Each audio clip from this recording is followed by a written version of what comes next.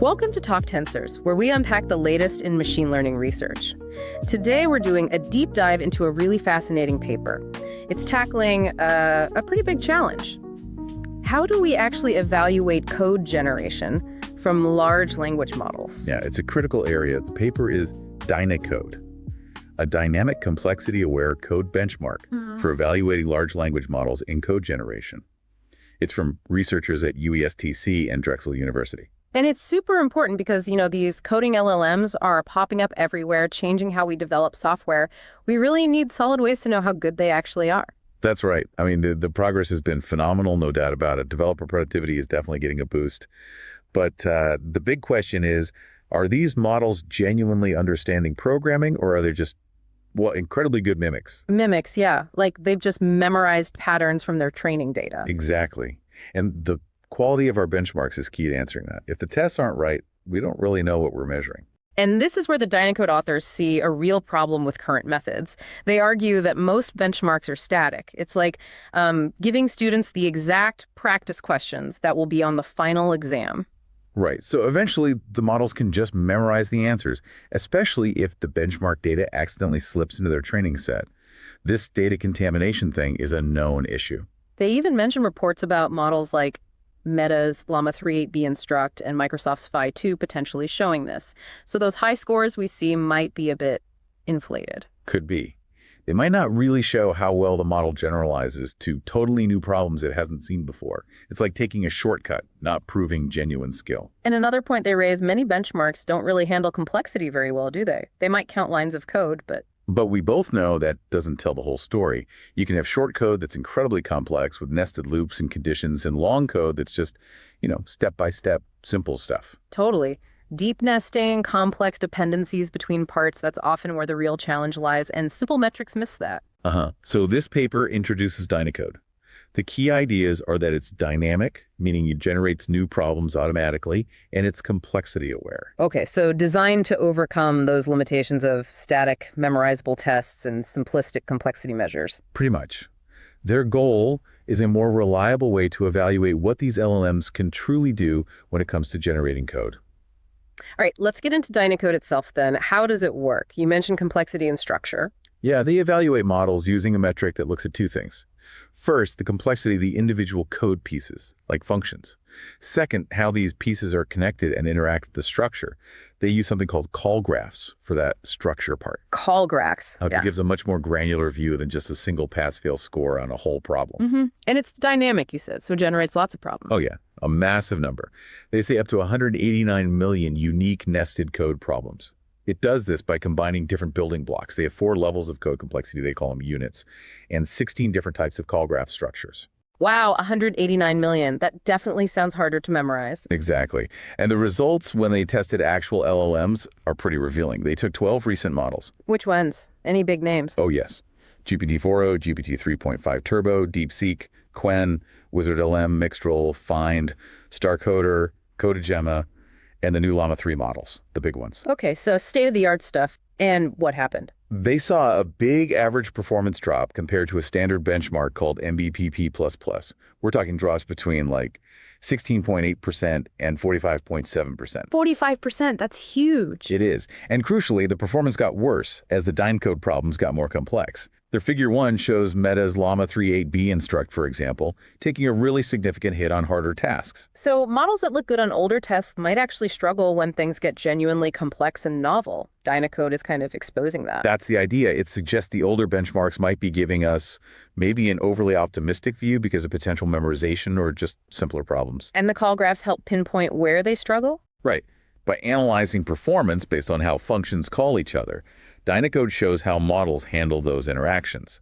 The paper suggests they often have trouble with complex dependencies, especially when there are multiple branches or nested calls involved. Okay, so let's break down the methodology a bit more. How do they measure that complexity? You mentioned 2 parts. Yeah, 2 dimensions. First is classifying the static complexity of the individual code units. For this, they use something called cyclomatic complexity. Cyclomatic complexity. Sounds a bit academic. It does. But the core idea is pretty intuitive. Think about navigating a city. A straight road is simple. A road network with lots of intersections, one-way streets, roundabouts, that's more complex to navigate. Makes sense. Cyclomatic complexity tries to quantify that for code. It measures the number of independent paths through the code's logic, basically, how many decisions, like branches and loops, it has. Okay. More decisions, more potential paths, higher complexity. Exactly. They use a formula EB equals epi minus NPI plus 2 PPI, which looks at edges and nodes in the code's control flow graph. But basically, it gives a number representing that path complexity. They then group code problems into units based on ranges of this complexity score. Got it. So that's classifying the building blocks. Then how do they structure them with these call graphs? So imagine each code unit is a function. The call graph shows which functions call which other functions. It's like a flow chart for the function calls. Dynacode uses directed acyclic graphs, DAGs, meaning they start at one point and don't loop back on themselves. Okay. They define 16 different basic call graph structures, and they measure the complexity of these structures too. How do you measure the complexity of a graph? They look at things like the longest path from the start to any function, how many branches there are in the graph, and just the total number of connections or calls, the edges. They combine these into a single metric, MG, to get an overall score for the graph's structural complexity. Okay. So you have complexity for the individual code pieces, units, and complexity for the way they're connected, call graphs. Precisely. It's a two-dimensional evaluation. They create this complexity measurement matrix that maps problems based on both their unit complexity and their call graph complexity. It gives a much richer picture. And how do they actually generate the benchmark problems using this? It's a pipeline. First, problem collection. They gather initial code problems, including grabbing recent ones from places like LeetCode and the web to try and keep things fresh. To fight that data contamination issue. Right. Then, code complexity classification. They use tools to calculate that cyclomatic complexity and assign each problem to a unit, U1 to U4. Then the clever part, problem combination. They select problems from different units and link them together according to one of the 16 call graph structures. And they have to make sure the inputs and outputs match up between the connected functions. Exactly. That's crucial. They need to ensure the data flows correctly through the chain of calls defined by the graph. Finally, test case generation. They run the combined code to generate test cases and filter out any combinations that produce errors or don't behave as expected. It sounds like a really thorough process. It does seem quite well thought out. So back to the results with those 12 LLMs. You said performance dropped significantly on Dynacode, especially as complexity increased. Yes, consistently across the board. Table 2 in the paper shows this clearly. Even top models like GPT-3.5, which did best overall, still showed a noticeable decline compared to its performance on simpler benchmarks, like MVPP plus post-creep. Figure 3 illustrates that drop quite dramatically. And this decline wasn't just random. It tracked with both dimensions of complexity, the code units and the call graphs. Correct. Appendix D has a figure 9, showing performance degradation across all complexity levels for all models. It really emphasizes that handling complexity is a major challenge. Did they look at how many problems they needed to generate to get reliable results? They did. They ran an experiment varying the number of generated problems per combination, like 25, 50, 75, up to 150. They found the results stabilized pretty well once they got past about 75 problems per type. For the main evaluations, they use 100 problems per type, which seems robust based on that finding. Okay. And what about proving that Dynacode actually limits memorization? That was a key goal. Right. They did a really interesting fine-tuning experiment. There's two models, GPT-3.5 Turbo and one of the Llama 3 models, and fine-tuned them separately on 3 data sets. Yeah. The standard MVPP plus A, just the individual code units used in Dynacode, and the full combined Dynacode benchmark. And what did they find? When they fine-tuned on MVPP plus A, the performance boost on MVPP plus itself was much larger than the boost on Dynacode. This strongly suggests the models were leveraging memorized patterns in the static MVPP plus benchmark. So fine-tuning helped more on the test it was specifically trained on, potentially because it could memorize. Exactly. And even more telling, when they fine-tuned the models only on the individual code units from Dynacode, just the building blocks, their performance on the full combined Dynacode benchmark actually dropped. Dropped? Why would that happen? It suggests that simply knowing how to write the individual functions isn't enough. The real challenge, the part Dynacode tests, is understanding how to combine them correctly according to the complex structures. Fine-tuning only on the units didn't teach them that compositional skill. That's a really powerful result. It shows the value of testing the interaction between code components, not just the components themselves. Absolutely. It highlights that true coding ability involves understanding system structure, not just isolated function generation. Did they analyze the types of errors models made? Yes, they looked at GPT-3.5 Turbo's errors on Dynacode across the different complexity units. As complexity increased, they saw a clear rise in errors they categorized as problem understanding. Problem understanding. Like what? Things like assertion errors, value errors. Basically, the code ran, but produced the wrong result, or failed, because it didn't meet the underlying requirements. It suggests the model didn't fully grasp what it was supposed to do. That's interesting. What about other error types? Errors related to generating basic code patterns or managing context actually decrease with complexity.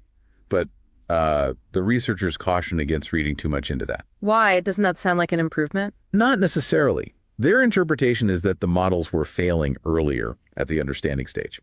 They didn't even get far enough to make the more basic pattern or context errors because they fundamentally misunderstood the complex task. Ah, I see. So the bottleneck seems to be truly comprehending the more intricate requirements. It really points towards that. And they also found, relatedly, that models generally did better on call graphs representing simple sequential execution function.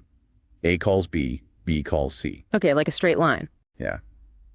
Performance tended to drop when the call graphs got more complex, with multiple branches and dependencies, like function A calls B and C, and B calls D, and C calls D and E, that kind of thing. So managing those more complex, nonlinear interactions is harder for them. Seems so.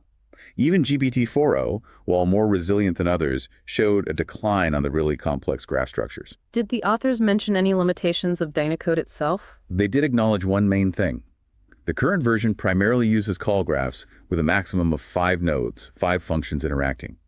They plan to explore incorporating larger, more complex graph structures in future work. Okay, so there's still room to push the complexity even further, but overall it sounds like a pretty significant step forward. I think so. It moves beyond just syntax checking towards evaluating a deeper understanding of logic, complexity, and how code components fit together, which feels much closer to real-world programming challenges. Definitely. So this brings us, as always, to our Novel Notions segment. Thinking about Dynacode and its approach, what kind of future research directions could this spark? Well, one really intriguing idea stems from the dynamic nature of Dynacode. What if the benchmark itself could become, well, adaptive? Adaptive, how do you mean? Imagine if Dynacode didn't just generate problems based on predefined complexity levels, but actually learned from the weaknesses it finds in the LLMs being tested. Okay. Like it sees a model struggles with a certain type of logic. Exactly. Let's say it analyzes the errors and finds a model consistently fails on, I don't know, deeply nested loops within multi-branch call graphs. Could the system then automatically generate more test cases, specifically targeting that weakness? So the benchmark evolves to probe the model's weak spots more effectively. Precisely. You could even frame it using reinforcement learning. The reward for the benchmark generator would be causing the LLM to fail. It sounds a bit adversarial, maybe. Yeah, training the benchmark to beat the model. Kind of, but the goal is better evaluation. It would push the benchmark to become increasingly challenging and nuanced, focusing specifically on areas where the model needs improvement, rather than just generating based on static complexity definitions. That's a fascinating concept, a benchmark that learns how to test better over time.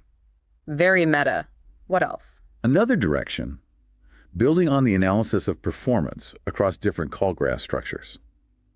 Could we develop something like a cognitive graph or cognitive map for an LLM's coding abilities? A cognitive map, what would that look like? It wouldn't be a map of code, but a map of the model's capabilities. It would visually represent its demonstrated strengths and weaknesses across different programming patterns, different types of structural complexity, maybe different algorithmic approaches. So you could see at a glance, okay, this model is great at sequential logic and recursion, but really struggles with managing parallel dependencies or complex state. Exactly that kind of thing. Almost like a diagnostic profile of its coding mind. That sounds incredibly useful. What could we do with such a map? Oh, several things spring to mind. One is targeted fine-tuning. Instead of just throwing more general code data at a model, you could use its cognitive map to focus training specifically on the areas where it's weak. Makes sense. More efficient training. Definitely. It could also be a big step for explainable AI in code generation. If a model fails on a task, its cognitive map might help explain why perhaps the task required a type of structural reasoning that the map shows is a weakness for this particular model. Understanding the why behind failures is huge. And maybe the most ambitious idea, automated curriculum generation for LLMs. Based on its cognitive map, You could design a personalized learning path for a model, starting with structures it can handle and gradually introducing more complex ones it struggles with, almost like teaching a student. Wow, personalized learning plans for AIs. That really opens up some interesting possibilities for systematically improving their capabilities. It does. It moves towards treating these models less like black boxes and more like systems whose specific cognitive strengths and weaknesses in coding can be understood, measured, and potentially improved in a targeted way. Those are some really thought-provoking directions, really pushing beyond just getting a single score on a benchmark. It's about deeper understanding and improvement. Exactly. And it all stems from this core idea in the Dynacode paper. We need more dynamic, complexity-aware ways to evaluate these powerful tools. Absolutely. Well, that's all the time we have for this deep dive. Huge thanks for walking us through Dynacode. As always, the link to the paper is in the show notes if you want to explore the details yourself. Thanks for tuning in to TalkTensors.